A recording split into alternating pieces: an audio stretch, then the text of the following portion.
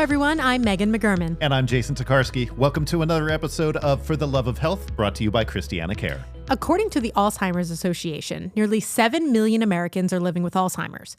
By 2050, that number is expected to grow to 13 million. As Delaware's aging population is expected to grow, the need for memory care is also increasing. That's where today's guest comes in. Dr. Stephen Huege joins us today. He's the endowed chair of ChristianaCare's Swank Center for Memory Care. Steve, thank you so much for being here today. Oh, thank you for having me. Steve, the Alzheimer's Association reports 22,000 people 65 and older living with Alzheimer's in Delaware. Talk to us about that number. What does the memory care landscape look like in our region? This is such an important issue because if you look at that number, what that translates to is roughly 12% of Delawareans over the age of 65 who have Alzheimer's disease, so almost 1 in 10. If you look at demographically, the proportion of the population that is over 65, we're reaching an inflection point where that proportion that's over 65 is going to exceed the proportion that's under 18. And this is really unheard of in history. Really focusing on the care of older adults is going to become an increasingly important part of our society.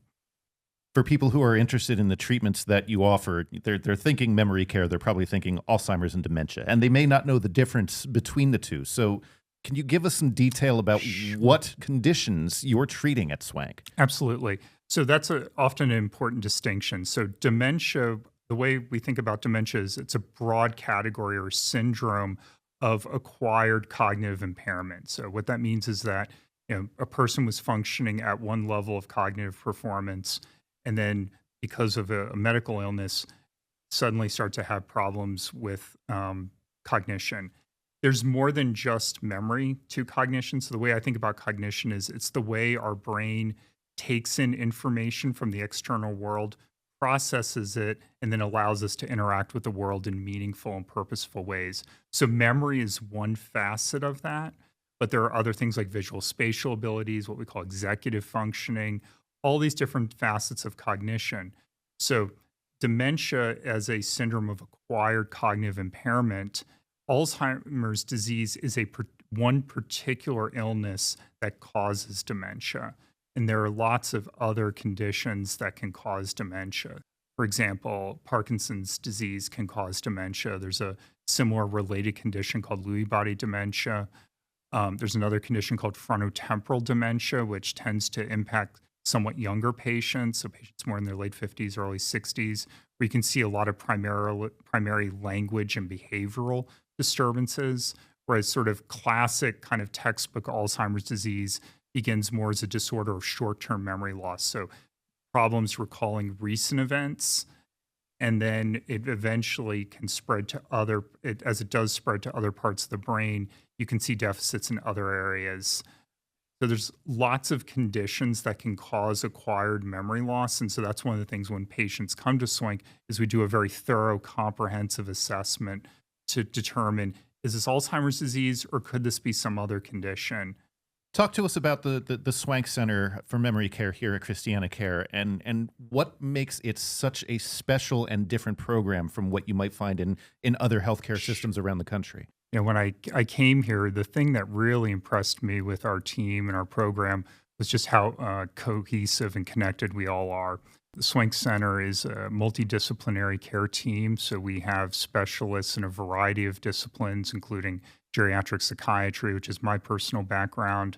We have geriatricians, neurology, and we also have a number of other staff who are social work team, our nursing staff, who really work cohesively together. And, I think one of the things that patients who come to Swank maybe don't realize because it's somewhat behind the scenes is that you really have an entire team of professionals that are taking care of you and your family member, that are collaborating together, really sharing that expertise, because I'm a big believer that no one discipline has all the skill set necessary to take care of patients and their families. So it really is a team approach. And I think that that's one of the things that really makes our program unique is that not only do we have a multidisciplinary team, but there's also great communication, great coordination of care amongst our teams.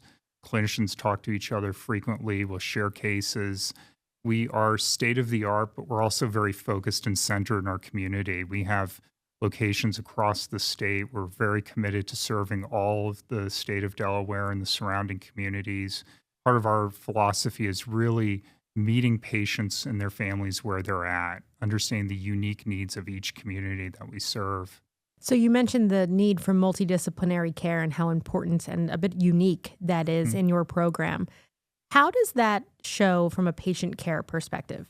That shows in that you have a broad array of practitioners who are supporting you. If there are issues with falls or frailty, for example, our geriatricians have that expertise and really are equipped to handle those kinds of issues. If you have a patient, for example, who has more psychiatric or behavioral disturbances, we have the psychiatric expertise. If there's concerns, is there a possible co-occurring movement disorder or some other neurological condition, we have that expertise.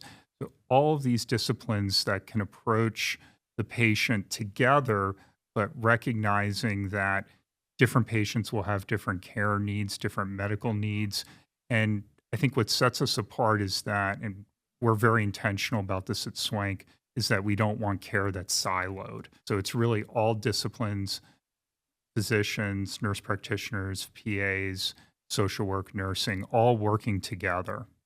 The Alzheimer's Association reports there's 31,000 family caregivers in Delaware bearing this burden of helping deal with the diseases of Alzheimer's and dementia.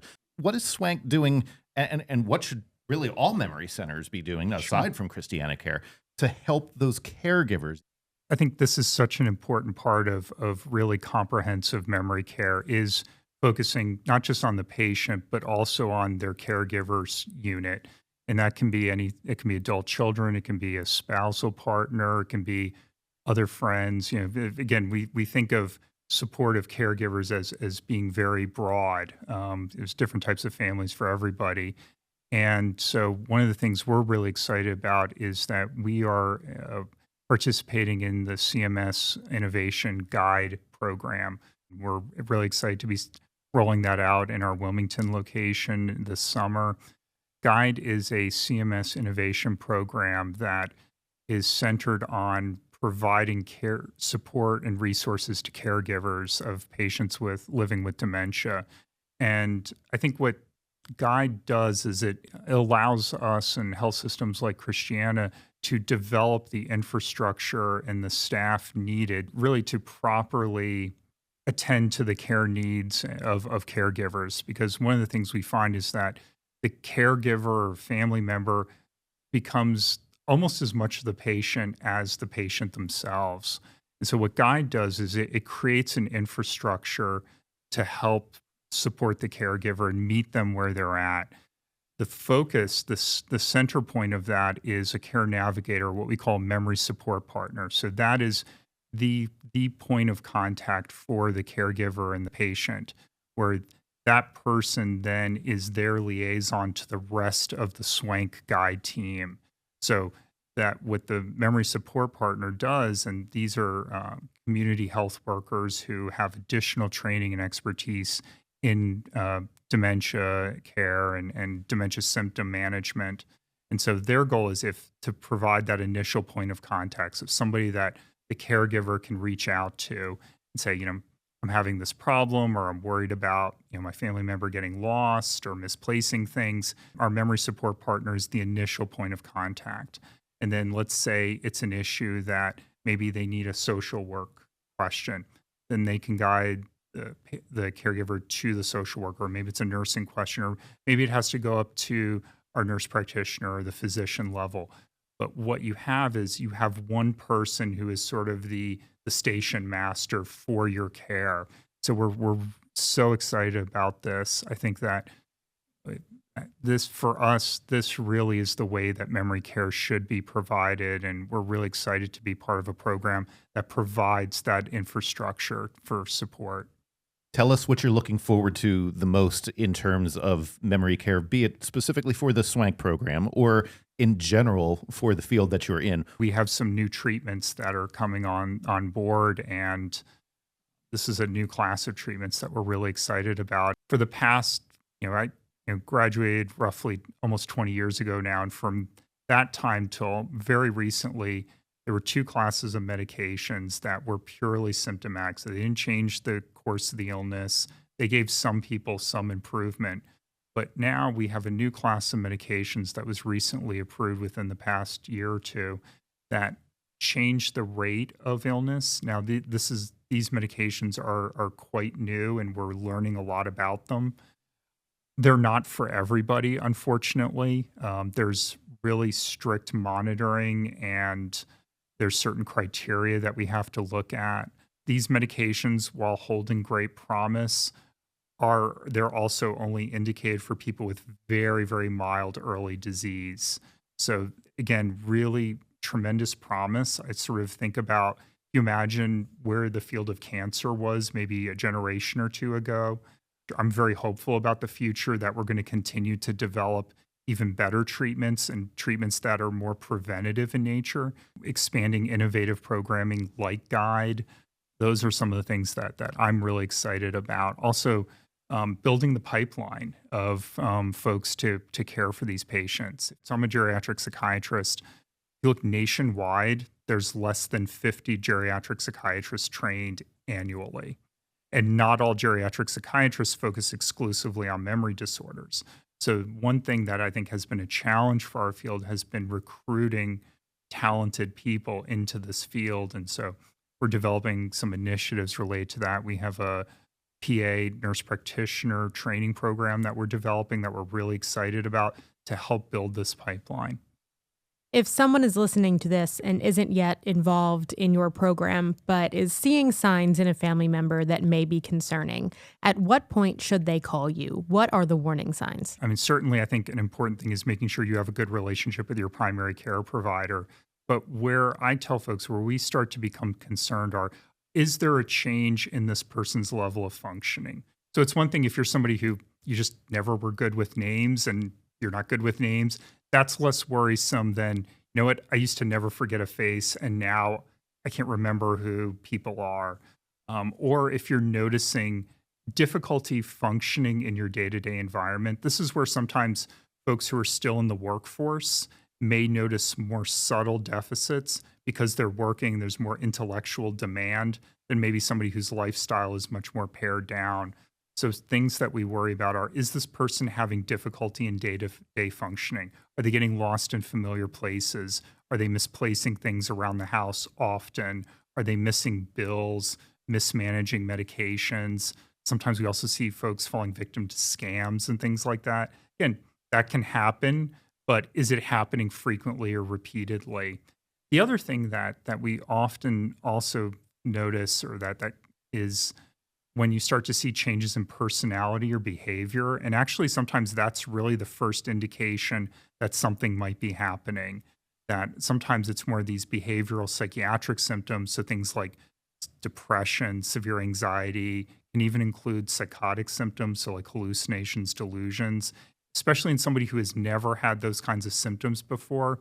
To me, that would be a worrisome sign that you would want to get somebody assessed through a program like ours at Swank. I think an important take-home message is that you're not alone in this, that this can feel very isolating. And I know that, a lot of our patients have also had other family members who maybe their own parents or aunts or uncles or siblings, and it can feel very isolating. And what we hope is that through a comprehensive memory care program like Swank, that you have a team that's supporting you, that has the expertise and really knows how to be with you for this journey, which can be, these illnesses unfortunately can progress over years. If you look at the typical course of Alzheimer's disease, from initial onset of symptoms and diagnosis till end stage can be a decade. So this is a long haul process, and having the resources and expertise of a comprehensive program like Swank can certainly facilitate or help ease some of the difficulties and burdens along that journey. Steve, thank you so much for your time today. Oh, thank you for having me, and just the opportunity to share about what we're doing at Swank and how we're serving our community. We'll have more information on ChristianaCare's Swank Center for Memory Care in the show notes for this episode. And don't forget, you can keep up with For the Love of Health on social media. Just search @ChristianaCare on your favorite platform. We'll be back in 2 weeks with another great conversation. Until then, thanks for joining us for the love of health.